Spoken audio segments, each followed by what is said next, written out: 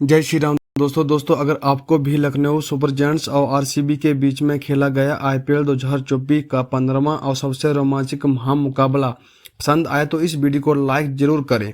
इस वीडियो पर 400 लाइक का टारगेट है। जी हां दोस्तों, आईपीएल 2024 का 15वां और सबसे महत्वपूर्ण मैच में से एक आईपीएल इतिहास की दो दिग्गज टीमें आपस में भिड़ी। इस बार विराट कोहली की आरसीबी के सामने केएल राहुल की लखनऊ सुपर जायंट्स की टीम खड़ी थी। इस रोंगटे खड़े कर देने वाले महामुकाबले में आरसीबी के कैप्टन फैफ डु प्लेसिस ने टॉस जीतकर पहले बॉलिंग करने का फैसला किया और लखनऊ सुपर जायंट्स को पहले बल्लेबाजी करने को आमंत्रित किया।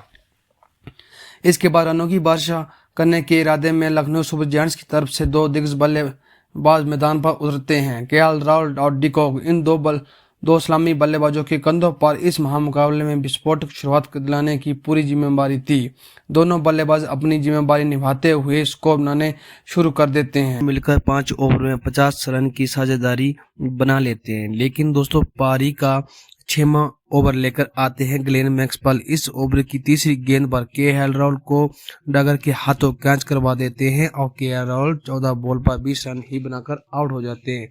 अब दोस्तों केएल राहुल की जगह अब बल्लेबाजी करने आते हैं पाटीदार और डिकॉक मिलकर पारी को आगे बढ़ाते हैं। लेकिन दोस्तों आरसीबी की तरफ से पारी का 9वां ओवर लेकर आते हैं मोहम्मद सिराज।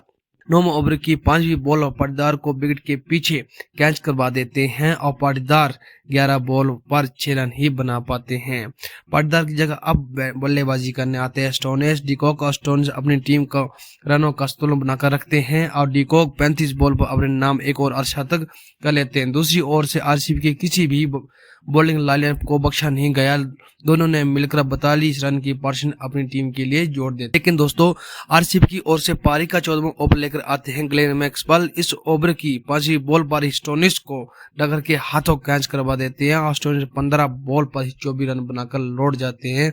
स्टोनिस की जगह दोस्तों अब बल्लेबाजी करने आते हैं पूरन। दूसरी ओर डिकॉक एक पहाड़ की तरह खड़े थे और अपनी टीम के लिए एक अच्छा स्कोर भी बना रहे थे। लेकिन दोस्तों आरसीबी की ओर से पारी का 17वां ओवर लेकर आते हैं टोपली। इस ओवर की 4थी बॉल पर ही डिकॉक तो कैच करवा देते हैं और डिकॉक 56 बॉल पर 80 रन बनाकर एक शानदार पारी खेल जाते हैं। डिकॉक की जगह दोस्तों अब बल्लेबाजी कर देते हैं बढ़ानी। लेकिन दोस्तों पारी का 17वां ओवर लेकर आते हैं यश दयाल। आते ही ओवर की लास्ट बॉल पर बढ़ानी को फैफ डु प्लेसिस के हाथों कैच करवा देते हैं और बढ़ानी 0 रन बनाकर वापस पवेलियन लौट जाते हैं। दोस्तों अब बढ़ानी की जगह बैटिंग करने आते हैं कुणाल पांड्या। दूसरी ओर से पूर्ण पीछे हटने का नाम नहीं ले रहे थे। दोनों ने मिलकर 20 ओवर में 180 रन का विशाल स्कोर खड़ा कर देते हैं। जी हां दोस्तों, 181 रन का पीछा करने उतरी आरसीबी की ओर से विराट कोहली और फैफ डु प्लेसिस दो महान बल्लेबाज ग्राउंड में आते हैं। लेकिन दोस्तों लखनऊ सुपर जायंट्स की ओर से पारी का 5वां ओवर लेकर आते हैं सिद्धार्थनाथ। इस ओवर की दूसरी बॉल पर ही पाटिकल के हाथों कैच थमा देते हैं। विराट कोहली 16 बॉल और 22 रन ही बनाकर पवेलियन लौट जाते हैं। विराट कोहली की जगह अब बल्लेबाजी करने आते हैं पाटीदार। लेकिन दोस्तों लखनऊ की ओर से पारी का 6वां ओवर में ही फैफ डु प्लेसिस को रन आउट करा देते हैं और फैफ डु प्लेसिस के बाद बल्लेबाजी करने आते हैं मैक्सवेल। दोस्तों इस ओवर की 4थी बॉल पर ही मैक्सवेल को पूरन के हाथों कैच करा देते हैं। मैक्सवेल 0 रन बिना खाता खोले हुए वापस पवेलियन लौट जाते हैं। मैक्सवेल की जगह अब बल्लेबाजी करने आते दोस्तों अर्जुन रावत के बाद अब बल्लेबाजी करने आते हैं दिनेश कार्तिक।